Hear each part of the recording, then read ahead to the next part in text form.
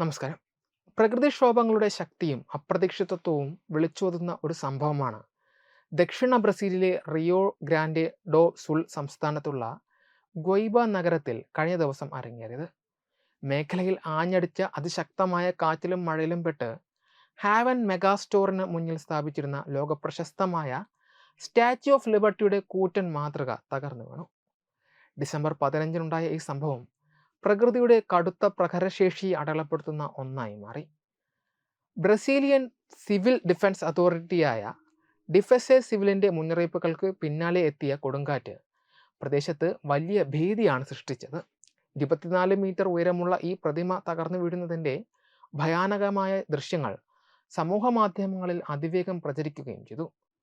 ലോകപ്രശസ്തമായ statue of ലിബർട്ടിയുടെ കൂറ്റൻ മാതൃകകൾ ബ്രസീലിലെ വിവിധ നഗരങ്ങളിൽ കാണപ്പെടുന്നത് പ്രധാനമായും അവിടുത്തെ പ്രമുഖ വ്യാപാര ശൃംഖലയായ ഹാവൻ മെഗാ സ്റ്റോറുകളുടെ ഭാഗമായിട്ടാണ്. ഹാവൻ ഗ്രൂപ്പിന്റെ ഉടമയും പ്രമുഖ വ്യവസായിയുമായ ലൂസിയാനോ ഹാങ് തൻ്റെ സ്ഥാപനങ്ങളുടെ മുഖമുദ്രയായാണ് ഈ പ്രതിമകളെ അവതരിപ്പിക്കുന്നത്. 1995-ൽ ബ്രസീലിലെ ബ്രൂസ്ക് എന്ന നഗരത്തിലുള്ള തൻ്റെ സ്റ്റോറിന് മുന്നിലാണ് അദ്ദേഹം ആദ്യമായി ഇത്തരത്തിലൊരു പ്രതിമ സ്ഥാപിക്കുന്നത്. അമേരിക്കൻ വിപണന ശൈലിയോടും അവിടുത്തെ മുതലാളിത്ത സാമ്പത്തിക വ്യവസ്ഥയോടും വലിയ ആരാധന പുലർത്തുന്ന വ്യക്തിയാണ് ലൂസിയാനോ ഹാങ്. സ്വതന്ത്ര വിപണിയുടെയും സ്വാതന്ത്ര്യത്തിൻ്റെയും പ്രതീകമായിട്ടാണ് അദ്ദേഹം സ്റ്റാച്യു ഓഫ് ലിബർട്ടിയെ കാണുന്നത്. ഹാവൻ സ്റ്റോറുകളുടെ കെട്ടിടങ്ങൾ പോലും അമേരിക്കൻ ഭരണസിരാകേന്ദ്രമായ വൈറ്റ് ഹൗസിന് സമാനമായ രീതിയിലാണ് രൂപകൽപ്പന ചെയ്തിരിക്കുന്നത്. ബ്രസീലുടനീളമുള്ള 100-ലധികം ഹാവൻ സ്റ്റോറുകൾക്ക് മുന്നിൽ ഇത്തരത്തിലുള്ള കൂറ്റൻ പ്രതിമകൾ സ്ഥാപിച്ചിട്ടുണ്ട്. ഇവയെല്ലാം ഫൈബർ ഗ്ലാസ് ഉപയോഗിച്ചാണ് നിർമ്മിച്ചത്. ബ്രസീലിയൻ ജനതയ്ക്കിടയിൽ ഈ പ്രതിമകൾ ഇപ്പോൾ ഹാവൻ്റെ ലോഗോ പോലെ തന്നെ പരിചിതവുമാണ്. ഗോയ്ബയിലെ കടയ്ക്ക് മുന്നിൽ 2020-ലാണ് ഇപ്പോൾ തകർന്നു വീണ പ്രതിമ സ്ഥാപിച്ചത്. ചുരുക്കത്തിൽ രാഷ്ട്രീയമോ ചരിത്രപരമോ ആയ കാരണങ്ങളാലല്ല, മറിച്ച് ഒരു ബിസിനസ് ബ്രാൻഡിൻ്റെ ഭാഗമായിട്ടാണ് ഈ പ്രതിമകൾ ബ്രസീലിൽ വ്യാപകമായത്.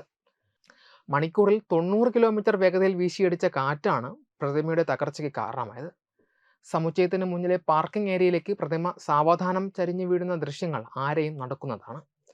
പ്രതിമ തകർന്നു വീണുവെങ്കിലും അതിൻ്റെ അടിത്തറയ്ക്ക് കേടുപാടുകൾ സംഭവിച്ചിട്ടില്ല എന്നത് ശ്രദ്ധേയമാണ്. വൻ ദുരന്തം ഒഴിവായത് സ്റ്റോറിലെ ജീവനക്കാരുടെയും ദൃക്സാക്ഷികളുടെയും സമയോചിതമായ ഇടപെടൽ മൂലമാണ്. അപകടം മണത്ത ജീവനക്കാർ പാർക്കിംഗ് ഏരിയയിൽ ഉണ്ടായിരുന്ന വാഹനങ്ങൾ ഉടൻ തന്നെ അവിടെ നിന്നും മാറ്റി. തന്മൂലം ജീവഹാനിയോ മറ്റ് വലിയ നാശനഷ്ടങ്ങളോ റിപ്പോർട്ട് ചെയ്തില്ല. ഗോയ്ബ മേയർ മാർസലോ മാരനാറ്റ ഈ സംഭവത്തെക്കുറിച്ച് ഔദ്യോഗികമായി പ്രതികരിക്കുകയും സുരക്ഷാ നടപടികൾ വേഗത്തിലാക്കിയ ഹാവൻ ജീവനക്കാരെ അഭിനന്ദിക്കുകയും ചെയ്തു. ശക്തമായ കാറ്റിലും മഴയിലും പ്രദേശം ഒറ്റപ്പെട്ടുവെങ്കിലും സുരക്ഷാ പ്രോട്ടോക്കോളുകൾ പാലിച്ച് കമ്പനി ഉടൻ തന്നെ പ്രദേശം വളയുകയും അവശിഷ്ടങ്ങൾ നീക്കം ചെയ്യാനുള്ള നടപടികൾ ആരംഭിക്കുകയും ചെയ്തു. കടയുടെ പ്രവർത്തനങ്ങൾ തടസ്സമില്ലാതെ തുടരുന്നുണ്ടെന്ന് ഹാവൻ അധികൃതർ അറിയിച്ചു.